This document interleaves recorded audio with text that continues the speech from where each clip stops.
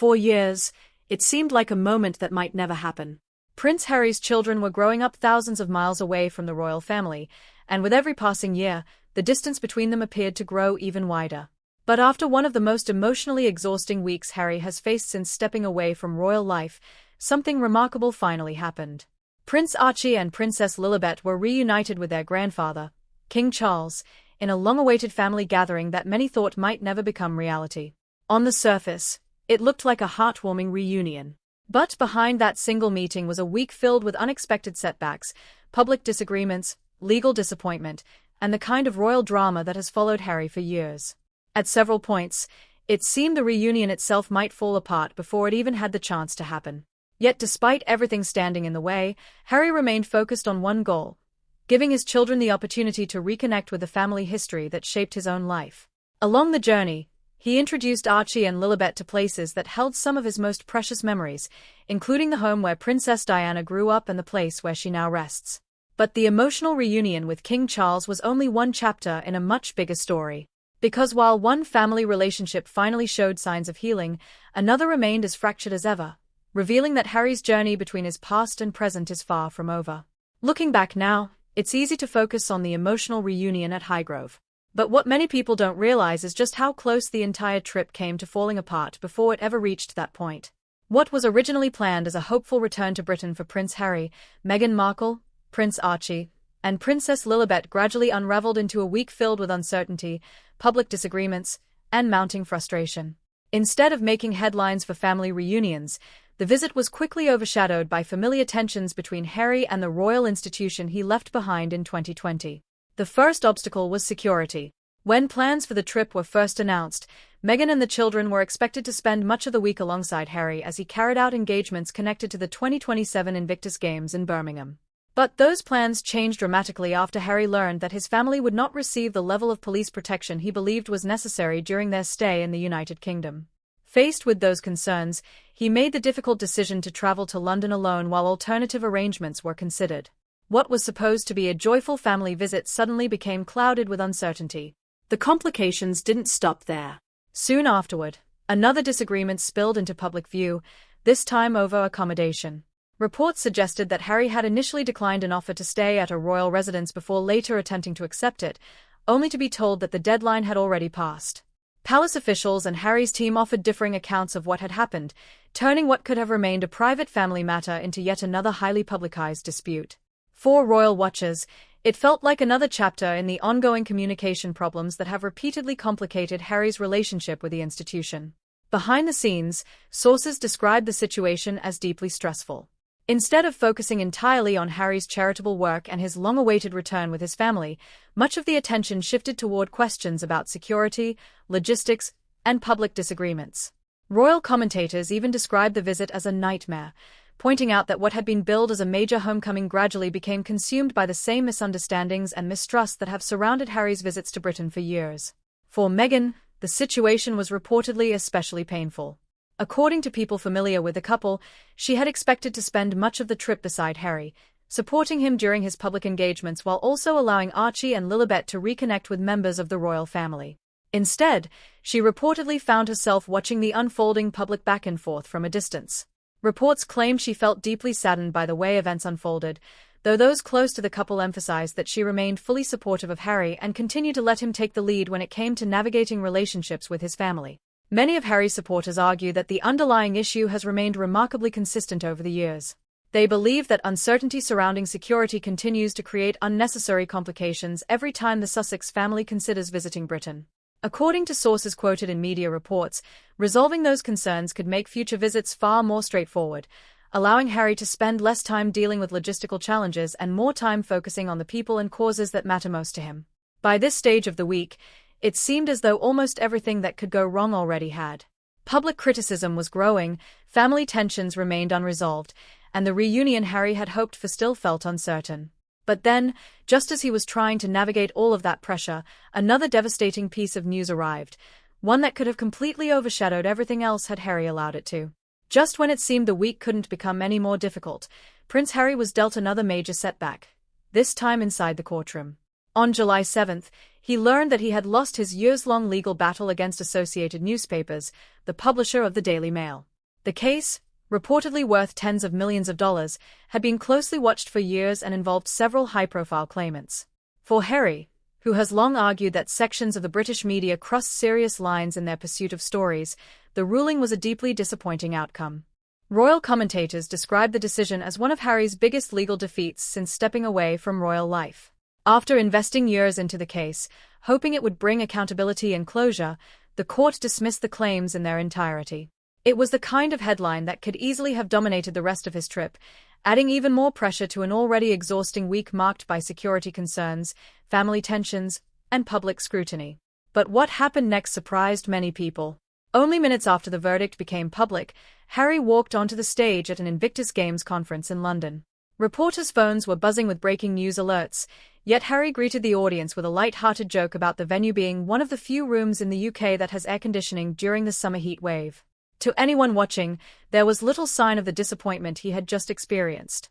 Instead of allowing the legal setback to define the moment, he shifted the focus exactly where he believed it belonged, onto the wounded veterans and service personnel the event was there to support. Throughout his speech, Harry emphasized unity over division, telling the audience that what brings us together is far more important than what sets us apart. Those words carried extra weight given everything unfolding around him. While headlines focused on courtroom losses and royal disagreements, Harry remained committed to the mission that has become one of the defining causes of his life.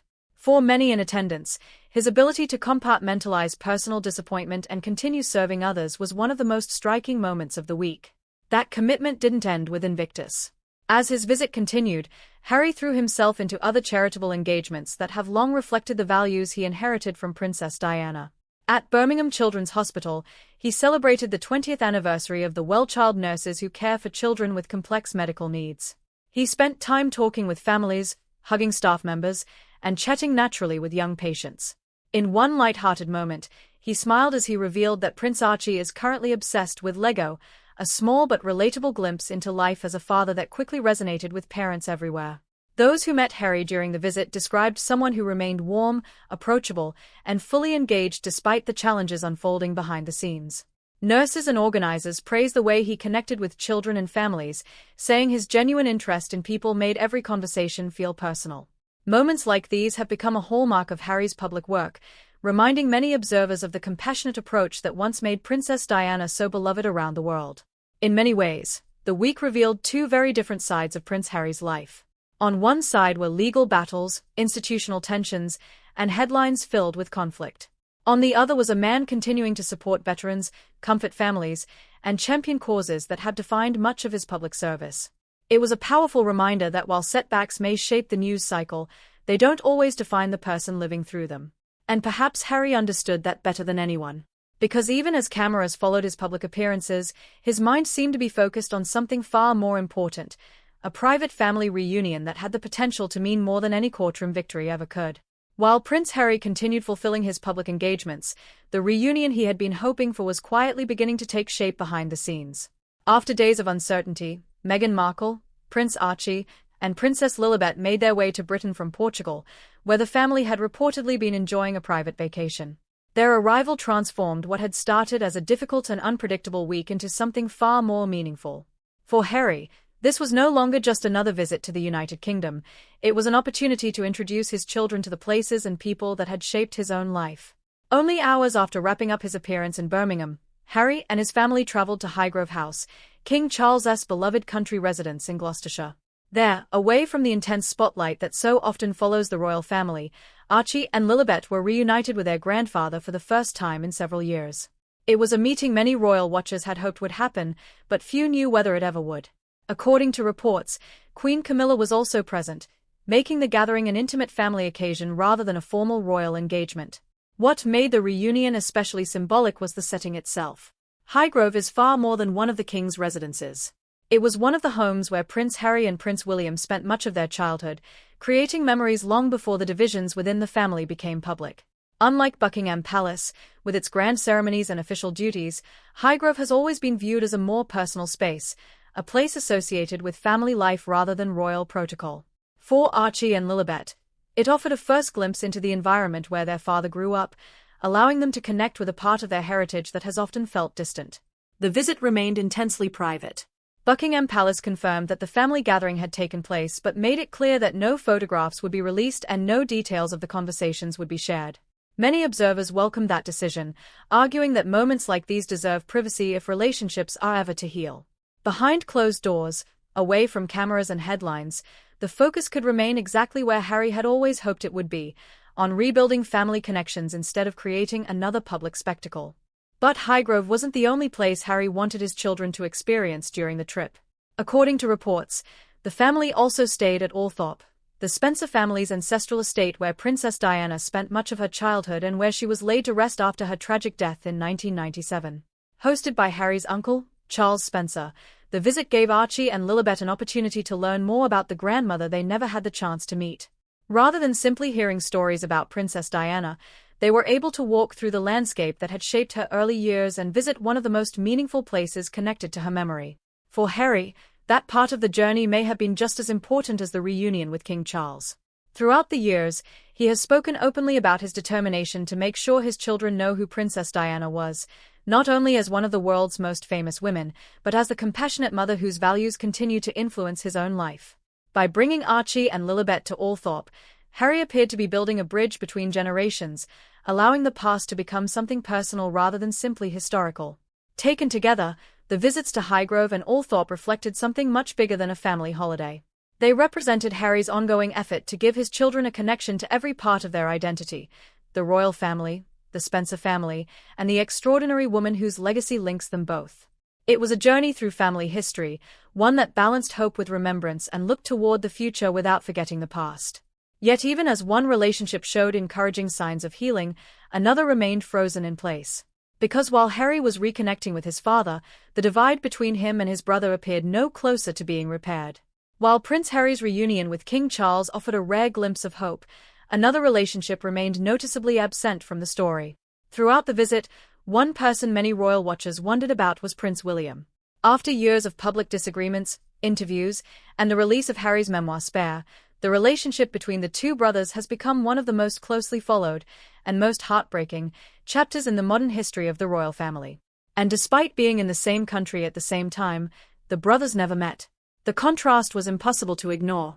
As Harry spent time with his father and introduced Archie and Lilibet to parts of their family's history, Prince William was carrying out one of his own annual engagements just miles away. Joined by Catherine, Princess of Wales, who made a welcome return to the charity polo match after missing the previous 2 years while undergoing cancer treatment and recovery, William appeared focused on his own family and charitable work. Although the brothers were separated by only a relatively short distance, there was reportedly never any serious expectation that they would see one another. According to sources quoted in recent reports, communication between William and Harry remains virtually non-existent. One insider described the relationship as so broken, while another said there had been no movement, particularly from William's side. If accurate, those comments suggest that the wounds opened over the past several years have yet to heal.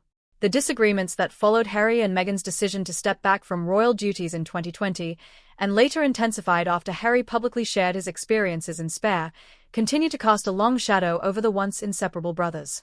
Perhaps the saddest consequence of that distance is how it has affected the next generation.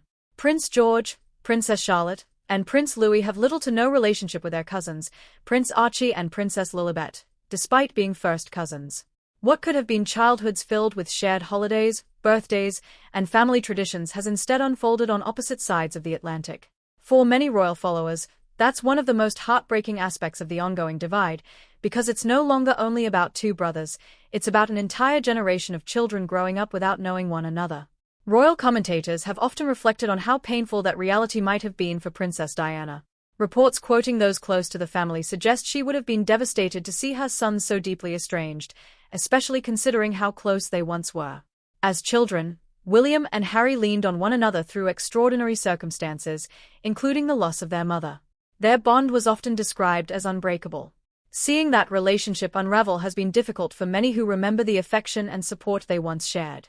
Still, despite the disappointment surrounding the brothers' relationship, Harry's visit wasn't defined entirely by what didn't happen. Instead, many observers noted that he seemed determined to focus on what he could still build rather than what had been lost.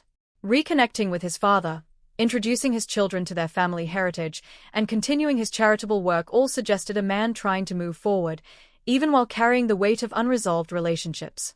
And perhaps Harry's final public appearance during the trip revealed that outlook better than anything else. Because when he sat down with children who understood loss all too well, his words offered a deeply personal reminder of where he now finds hope, and who continues to help him through life's hardest moments. As Prince Harry's visit to Britain drew to a close, his final public appearance offered a powerful reminder that, despite years of family tensions and public scrutiny, his greatest priority has never really changed. Speaking with children supported by Scotty's Little Soldiers, a charity that helps young people who have lost a parent while serving in the military, Harry wasn't speaking as a prince or a public figure.